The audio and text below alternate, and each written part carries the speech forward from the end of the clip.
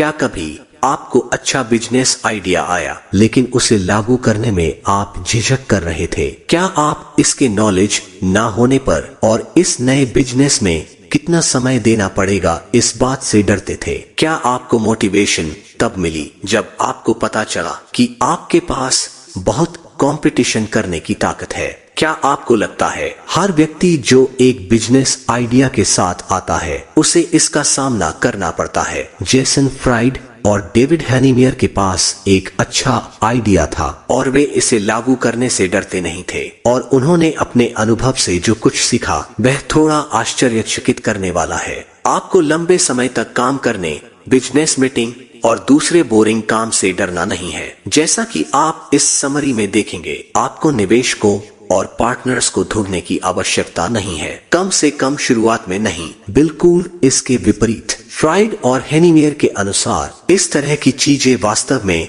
आपके बिजनेस में सफल होने की संभावनाओं में बाधा डालती है। और यह दो लोग कोई रैंडम व्यक्ति नहीं है जिन्होंने एक किताब लिखने और पैसा कमाने का फैसला किया है। उन्होंने कुछ साल पहले अपनी रेपुटेशन साबित की जब उन्होंने एक प्रसिद्ध प्रोग्रामिंग भाषा रूबी ऑन रेल्स बनाई। आपने इसके बारे में कभी नहीं सुना होगा, लेकिन कुछ बेहद लोकप्रिय ऐप और शॉपिफाई और ट्विटर जैसी साइटें शायद आज मौजूद नहीं होती अगर यह प्रोग्रामिंग भाषा नहीं होती। क्या आप जानना चाहते हैं कि मल्टी मिलियन कंपनी बनाने से रिवर्क के लेखकों ने क्या सीखा? तो इस किताब के साथ चिपके रहे। हम आपको महत्वपूर्ण आइडिया के बारे में बताएंगे। आपका आइडिया किसी चीज से जुड़ा होना चाहिए जिसके लिए आप लड़ोगे। विशेष रूप से केवल बिजनेस इसलिए शुरू ना करें क्योंकि आप बहुत सारा पैसा बनाना चाहते हैं। जरूर कभी कभी इस लालची रुख से भी सफलता मिलती है, लेकिन बहुत बार यह नुकसान पहुंचाता है। ऐसा इसलिए है क्योंकि यदि आप केवल पैसे पर ध्यान देते हैं तो आप कभी कभी ज्यादा पैसा बचाने के चक्कर में अपनी कंपनी के आसपास के जरूरी कामों पर लापरवाही करोगे, और यह लापरवाही लंबे समय में हर एंगल से बहुत नुकसान पहुंचाएगी। मान लीजिए कि आपने एक छोटी सी कंपनी शुरू की है जो एप्लीकेशन बनाती है। आपके पास केवल कुछ कर्मचारी है, लेकिन निश्चित रूप से आप भविष्य में कहीं ना कहीं इसे बढ़ाना चाहते हैं। अब यदि आपका ध्यान सिर्फ पैसा कमाना है तो आप शुरुआत से ही इसे फैलाना शुरू कर दोगे और अधिक से अधिक एम्प्लॉय को हायर करोगे। बहुत बार इसका मतलब है कि आप बहुत कम सैलरी दोगे और अनुमान लगाएं कि जब लोग अपने काम के लिए कम पैसे लेंगे तो क्या होता है? आप सही है, वे कम काम करेंगे।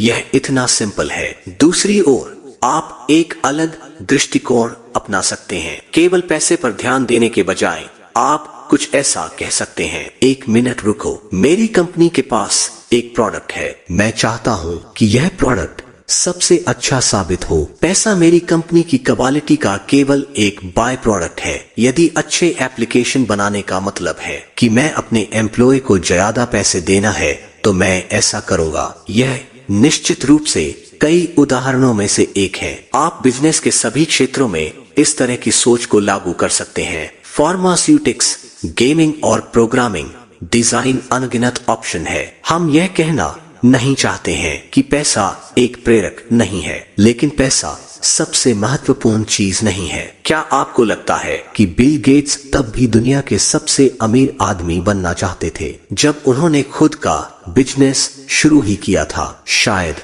नहीं, वह बस एक युवा प्रोग्रामर था जिसे वह करना पसंद था और जो सबसे अच्छा प्रोडक्ट बनाना चाहता था, और कुछ 30 वर्षों के बाद दुनिया की सबसे मजबूत कंपनियों में से एक को लीड कर रहे हैं। और बिल गेट्स के साथ हम एक और महत्वपूर्ण विषय पर आते हैं। जो लोग केवल लाभ के लिए बिजनेस में प्रवेश करते हैं वे सफल होते ही बेहद शक्तिशाली और फैंसी बन जाते हैं। बिल गेट्स के साथ ऐसा नहीं था। आप उसे किसी सनसनीखेज मैगजीन के पीले पन्नों पर नहीं देखेंगे। वह अपने बच्चों के साथ भी ऐसे ही है। उदाहरण के लिए बिल गेट्स अपने बच्चों के टेक्नोलॉजी के उपयोग के बारे में बहुत सावधान है। वह जानते हैं कि पैसा कमाना कितना मुश्किल है और वह उनका अच्छे से पालन पोषण करना चाहता है जिन्हें असली चीजों का पता हो। और आप स्वयं यदि आप वास्तव में सफल होना चाहते हैं तो इस तरह से कुछ करने का प्रयास करना चाहिए। निष्कर्ष निकालने के लिए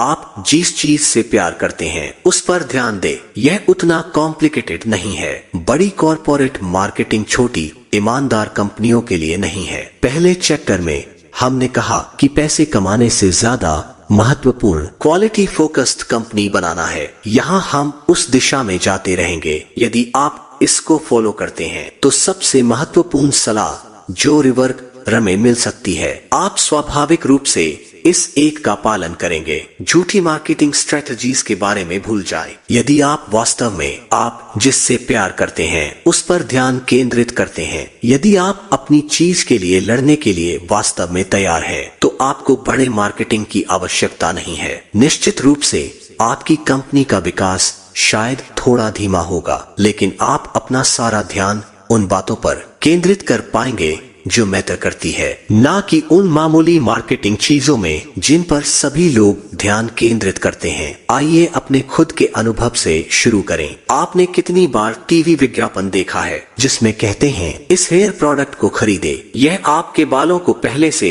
कहीं ज्यादा खूबसूरत बना देगा। उस सहकर्मी को याद करें जो आपको नजरअंदाज करता है। अब उसे आपको नोटिस करना होगा, क्योंकि आपके बाल बेहद खूबसूरत होंगे और अच्छी महक भी आएंगे। कहने की जरूरत नहीं है कि हमने पूरी तरह से रियलिस्टिक होने की कोशिश नहीं की है, लेकिन आपको इसका अंदाजा है। जब आप ऐसा कुछ सुनते हैं तो आप तुरंत जान जाते हैं कि विज्ञापन झूठ बोल रहा है। विज्ञापन और मार्केटिंग का पूरा उद्देश्य आपको कुछ खरीदने के लिए दबाव देना है। कहानी का अंत, इससे कोई फर्क नहीं पड़ता कि उन्हें आपको समझाने के लिए झूठ बोलना पड़े। आप इस तरह की मार्केटिंग का सहारा नहीं लेना चाहते हैं, खासकर अगर आप कुछ ऐसी चीज बेचने की कोशिश कर रहे हैं जिसमें कुछ क्वालिटी है। बेशक हम यह नहीं कहना चाहते हैं कि आपको पूरी तरह से मार्केटिंग को नजरअंदाज करना होगा। मार्केटिंग जरूरी है, लेकिन यह भी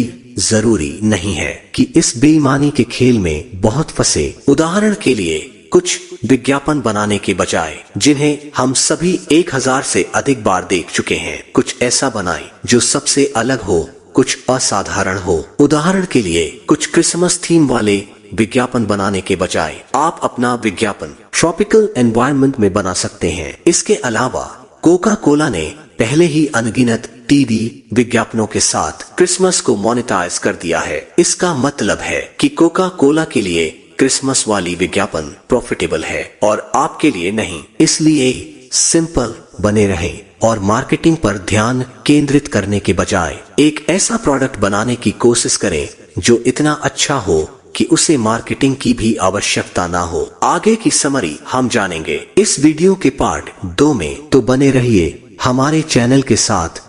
आज के इस वीडियो में इतना ही। जल्द मिलते हैं इस समरी के अगले पार्ट के साथ। तब तक के लिए जय हिंद, वंदे मातरम। अपना और अपने प्यारों का ख्याल रखें। वीडियो अच्छी लगी हो तो वीडियो को लाइक शेयर करना ना भूले। इसी तरह के और समरी से रूबरू होने के लिए हमारे चैनल द समरी वर्ल्ड को सब्सक्राइब करें। तो दोस्तों, आपको आज का हमारा यह बुक समरी कैसा लगा और इस बुक समरी से आपको क्या सीखने को मिला, मुझे नीचे कमेंट करके जरूर बताएं और इस समरी को अपने दोस्तों के साथ शेयर जरूर करें। आपका बहुमूल्य समय देने के लिए दिल से धन्यवाद। Wish you all the very best.